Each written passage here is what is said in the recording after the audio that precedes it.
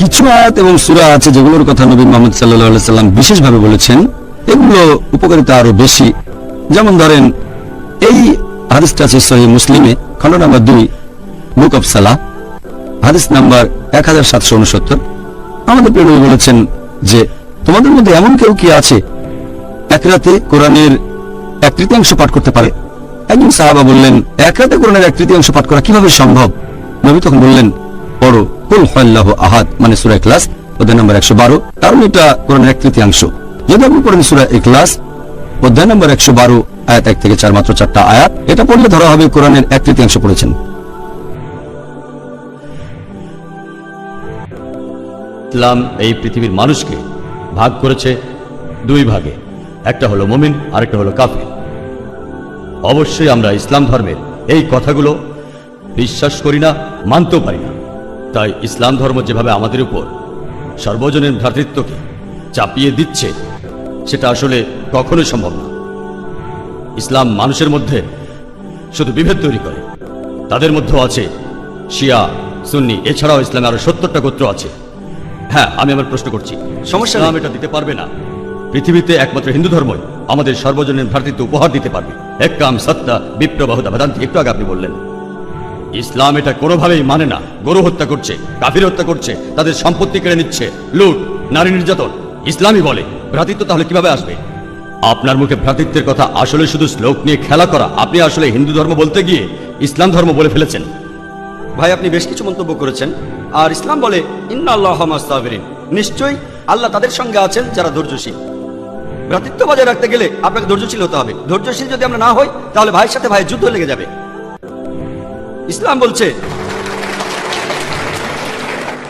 সূরা আল বাকারার 153 নম্বর আয়াতে আছে, ইন্নাল্লাহা মা'আস সাবিরিন, নিশ্চয়ই আল্লাহ ধৈর্যশীলদের সঙ্গে আছেন। আর ভ্রাতৃত্ব বজায় রাখতে চাইলে ধৈর্যশীল হতে হবে। আর আমি এখানে উপস্থিত গুরুজনদের শ্রদ্ধা করি। তিনি হয়তো হিন্দু ধর্ম সম্পর্কে ভালো জানেন, তবে দুঃখিত যে আমি তার সঙ্গে একমত নই। ইসলাম সম্পর্কে তার জ্ঞান কিছুটা কম।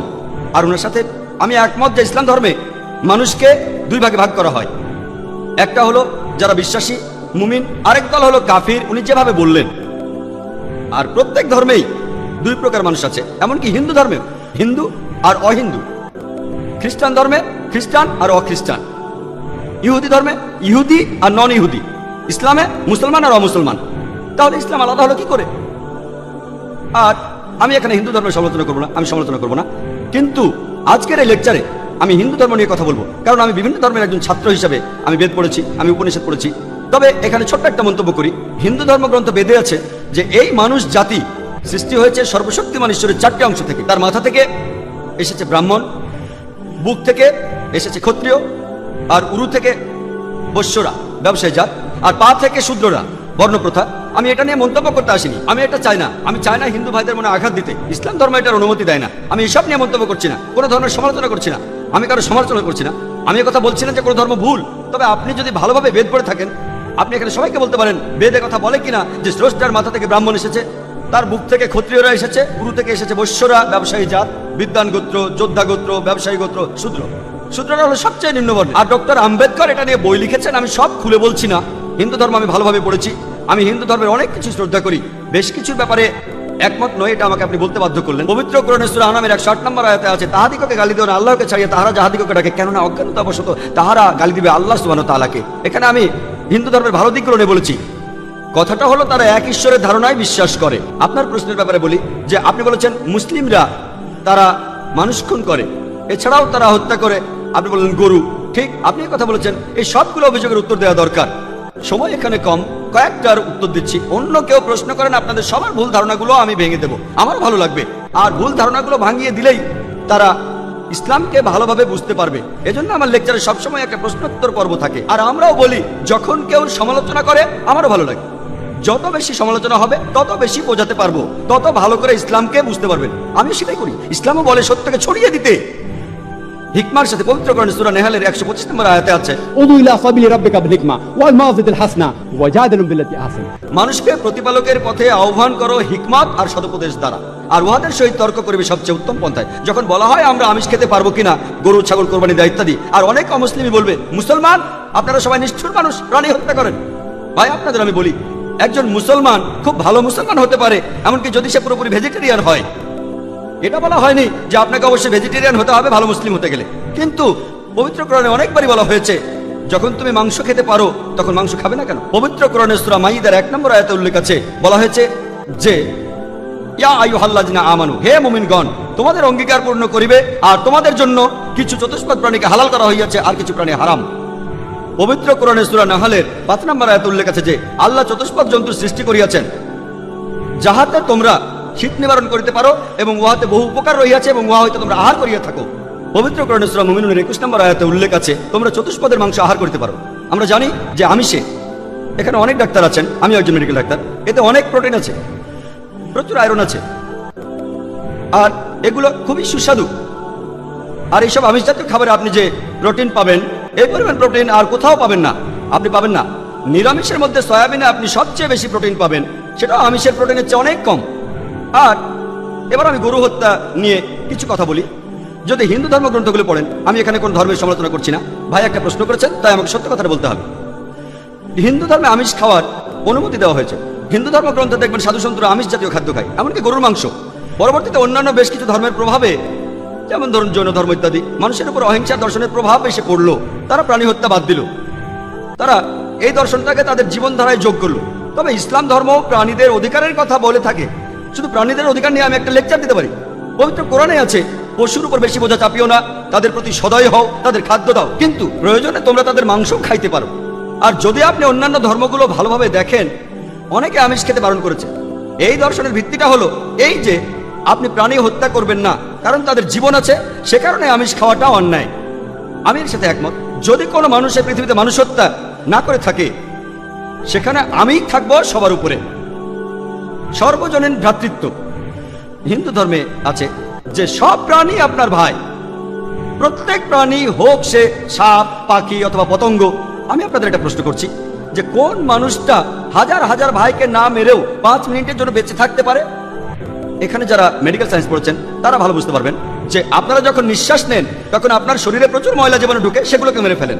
তার অর্থ এই ধর্মে বাঁচার জন্য আপনার ভাইদের আপনি মেরে ফেলছেন। ইসলামের সর্বজনীন ভ্রাতৃত্ব বলে মানুষ জাতির প্রত্যেকেই আপনার ভাই। বিশ্বাসের ভ্রাতৃত্বে প্রত্যেক মুসলমানই ভাই ভাই, প্রত্যেক প্রাণীই আমার ভাই নয়। তবে অন্য প্রাণীদের রক্ষা করতে হবে, তাদের ক্ষতি করবেন না, বিনা কারণে তাদের অত্যাচার করবেন না, তবে প্রয়োজন হলে সেগুলোর মাংস খেতে পারেন। ইসলামের সর্বজনীন ভ্রাতৃত্ব বলে মানুষ জাতির প্রত্যেকেই আপনার ভাই। বিশ্বাসের ভ্রাতৃত্বে প্রত্যেক মুসলমানই ভাই ভাই, প্রত্যেক প্রাণীই আমার ভাই নয়। তবে অন্য প্রাণীদের রক্ষা করতে হবে, তাদের ক্ষতি করবেন না, বিনা কারণে তাদের অত্যাচার করবেন না, তবে প্রয়োজন হলে সেগুলোর মাংস খেতে পারেন। তাই যে দর্শন বলে আমিষ খাবার খাওয়া অন্যায়, কারণ এখানে আপনি প্রাণী হত্যা করছেন, বিজ্ঞান প্রমাণ করেছে, এমনকি গাছপালারও জীবন আছে, আপনারা জানেন। তাই একথা এখানে খাটছে না যে প্রাণী হত্যা করা অন্যায়। তাই এখন তারা যুক্তিটা পাল্টে বললো যে আচ্ছা গাছেরও জীবন আছে, তবে তারা ব্যথা অনুভব করে না, তাই গাছ হত্যার চেয়ে প্রাণী হত্যা অনেক বড় অপরাধ। আর আজকের দিনে বিজ্ঞান উন্নত হয়েছে, আমরা জানি গাছও ব্যথা অনুভব করে, এমনকি গাছও কাঁদতে পারে, গাছেরও ভালো লাগতে পারে। তাই গাছ ব্যথা অনুভব করে না, এটা টিকলো না। এখানে ব্যাপারটা হলো যে গাছের কান্না মানুষ শুনতে পায় না, কারণ মানুষ কানে যে শব্দ শোনে সেটা সীমা 20 সাইকেল পার সেকেন্ড থেকে 20,000 সাইকেল পার সেকেন্ড। এই সীমার মধ্যে কিছু হলে মানুষ সেটা শুনতে পায়, এই সীমার নিচে বা উপরে মানুষ কিছু শুনতে পায় না। যেমন ধরুন কেউ যদি ডগ হুইসেল বাজায়, ডগ হুইসেল জানেন, যেটাকে বলে সাইলেন্ট ডগ হুইসেল, যখন কেউ এই হুইসেল বাজায়, এটা সীমা হচ্ছে 20,000 সাইকেল পার সেকেন্ডের উপরে, 40,000 সাইকেল পার সেকেন্ডের নিচে। কুকুর 40,000 সাইকেল পার সেকেন্ড পর্যন্ত শুনতে পায়। তাই কেউ যদি হুইসেল বাজায়, কুকুর হুইসেলটা শুনতে পারে কিন্তু মানুষ শুনতে পায় না, এটাকে বলা হয় সাইলেন্ট ডগ হুইসেল। একইভাবে গাছপালার যে কান্নাকাটি আমরা মানুষরা কিছুই শুনতে পায় না, তবে গাছও কাঁদে, তারাও ব্যথা অনুভব করে। আমাদের একজন ভাই বললেন, যিনি বিষয়টা নিয়ে বেশ তর্ক করছিলেন, আর আমাকে বললেন, ভাই জাকির আপনার কথা আমি মেনে নিলাম যে গাছপালারও জীবন আছে, তারাও ব্যথা অনুভব করে, তবে আপনি কি জানেন যে গাছের 2টো ইন্দ্রিয় কম আছে, তাদের 3টা ইন্দ্রিয় আছে, পশু পাখির ইন্দ্রিয় আছে 5টি। তাই গাছপালা হত্যার চেয়ে পশু হত্যা করা অনেক বড় অন্যায়।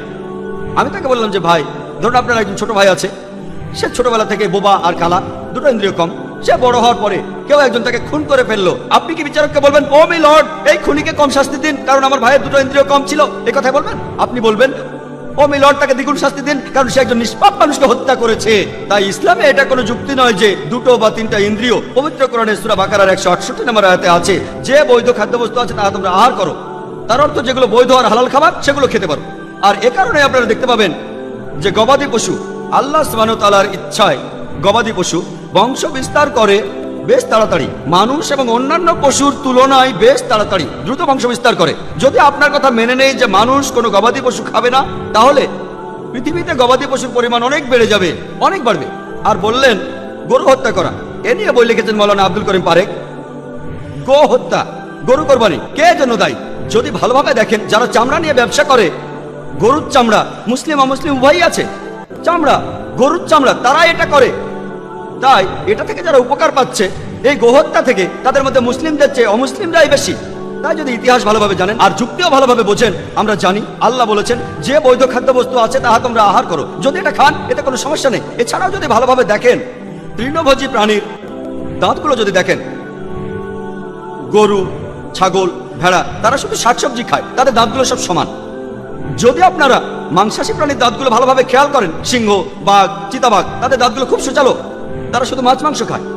যদি আপনি মানুষের দাঁত দেখেন, আয়নায় আপনার নিজের দাঁত দেখতে পারেন, আমাদের সুচালো দাঁত আছে, সমান দাঁতও আছে। যদি সর্বশক্তিমান ঈশ্বর আমাদের শুধু নিরামিষই খেতে বলতেন, তাহলে আমাদের সুচালো দাঁত দিলেন কেন? কেন? আমিষ খাওয়ার জন্য। যদি আপনারা তৃণভোজী প্রাণীদের পরিপাকতন্ত্র ভালোভাবে খেয়াল করেন, গরু, ছাগল, ভেড়া, তাদের পরিপাকতন্ত্র শুধু নিরামিষই হজম করতে পারে। মাংসাশী প্রাণীগুলোর পরিপাকতন্ত্র, বাঘ, সিংহ, চিতাবাঘ, তারা শুধুমাত্র আমিষ হজম করতে পারে। আর আমাদের মানুষের পরিপাকতন্ত্র আমিষ নিরামিষ দুটোই হজম করতে পারে। যদি সর্বশক্তিমান ঈশ্বর আমাদের শুধু নিরামিষই খেতে বলতেন, তাহলে কেন এমন পরিপাকতন্ত্র দিলেন যেটা আমিষ নিরামিষ দুটোই হজম করতে পারে? তাই বিজ্ঞান নিয়ে যদি পরীক্ষা করেন, সৃষ্টিকর্তা আমাদের আমিষ নিরামিষ দুটোই খাওয়ার অনুমতি দিয়েছেন। আশা করি উত্তরটা পেয়েছেন।